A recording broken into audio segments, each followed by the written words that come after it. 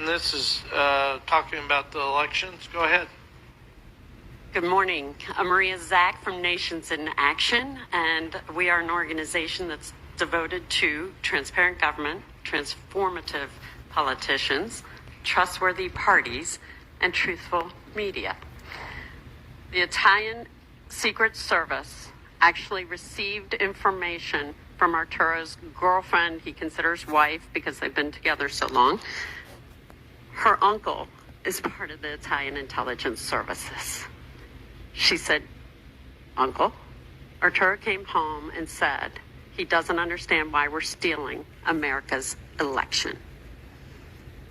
They immediately go to Leonardo and investigate. Arturo confesses. The Italian intelligence services reach out to us November 18th. They said something happened. We're watching a coup d'etat in the United States of America. They were fearful of meeting with anyone. There were 2 affidavits that were delivered into Congress, and they were delivered from Italian citizens that contacted us. Intelligence agencies had been trying to reach out because their country had already fallen. And that is what is happening around the world. The intelligence agencies are watching corruption and China come in to their countries and buying off politicians and hiding things and using fraud to do amazing efforts to take over and own property and, in some instances, countries. So today I'm going to play for you an audio tape that should shock you all. It'll shock America. This is the first place I have chosen to testify in. I could have walked into any state. I know my way around. We've already proven my credentials. I know government affairs. I can walk in, and when I play this for you, and why Kansas? Because Kansas was a pro-Trump victor of electors. But I would argue you don't know. You do not know the real result of your election. You also probably have not been made aware of what was occurring in Italy. Leonardo, the defense contracting firm, had some strange occurrences happening with people coming in and out that the intelligence services witnessed, of people coming from Frankfurt into the Italian U.S. embassy in Rome on Via Veneto. This instance enabled individuals to come forward and supposedly, according to the Italian intelligence services, work with Leonardo to change the results of the United States election. But more frightening is that they claim there were 47 to 52 presidential elections around the world, and they now have telemetry experts, over 200, that speak foreign languages that are all different. So what you are dealing with is a very calculated attempt to take down presidencies and control countries. So this audio that I am about to play for you is from an individual who was a member of the CIA and the State Department. His name is Larry Johnson. Many of you may not know, but I am the person not only who hand-delivered that letter to Donald Trump on Christmas Eve in 2020, telling him who stole the election, where they stole it, and how they stole it. And my number one goal was to bring back one of the people who was in the satellite center. His name was Arturo Delia. My goal was to rescue him and bring him over to America because he was willing to testify. There were people that would not assist, that I thought would assist, but what was most shocking was this voice recording that I will play now.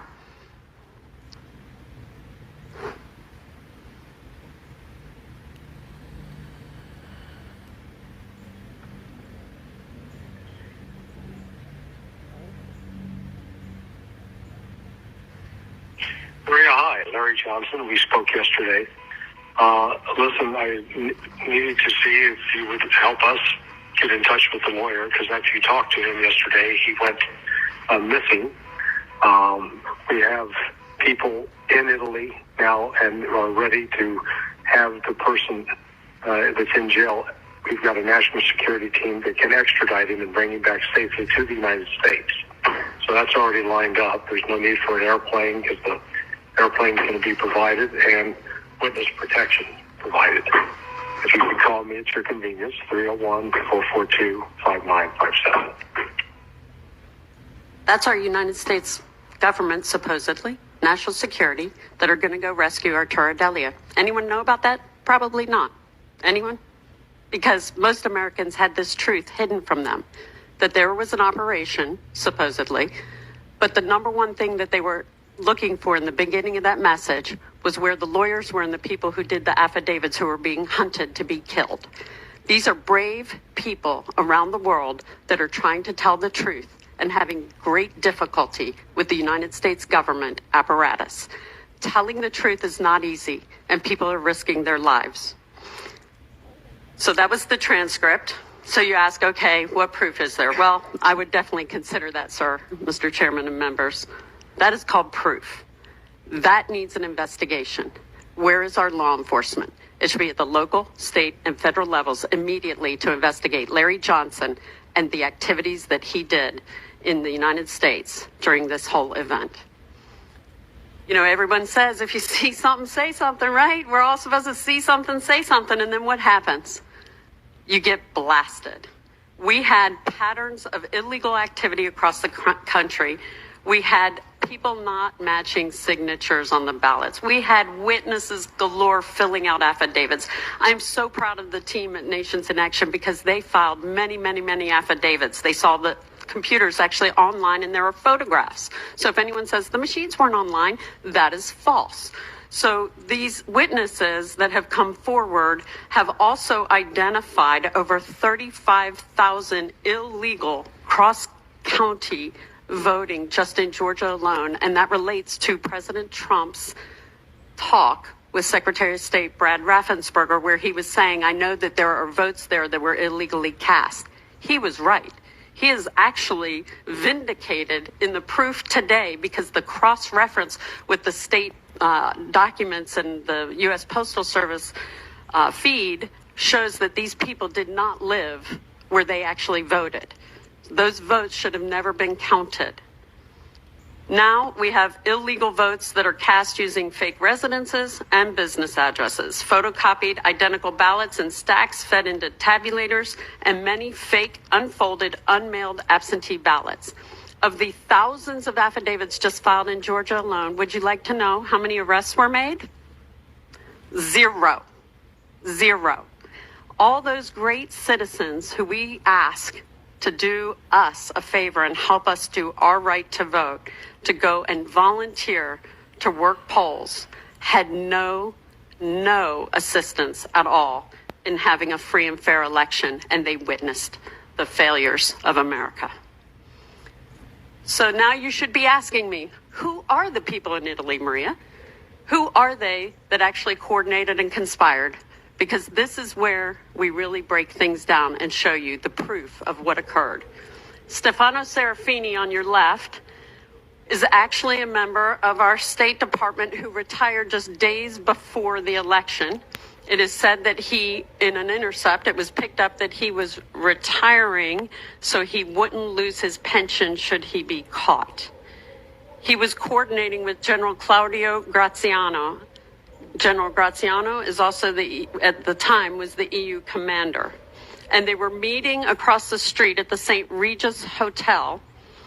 And it was with Ignazio Moncada, who is the CEO of Fatah, which is Fatah SPA, which is a subsidiary of Leonardo, one of the largest defense contracting firms in the world. They are the largest in Italy, and they received numerous United States military and intelligence contracts. That should frighten everybody right now. Now, they were meeting in his hotel, and in March of 2020, they were coordinating this plan. The Italian intelligence services actually provided me with the cell phone number for the go order, and it goes to General Graziano. So then you ask, well, they concoct the plan, they have to go get the IT guys. Who's going to do it? Well, they already had a guy. His name is Charles Robinson. He is a telemetry expert. He came in a week prior to the election of November 2020. He uploaded mil-spec software, and he had traveled from Frankfurt.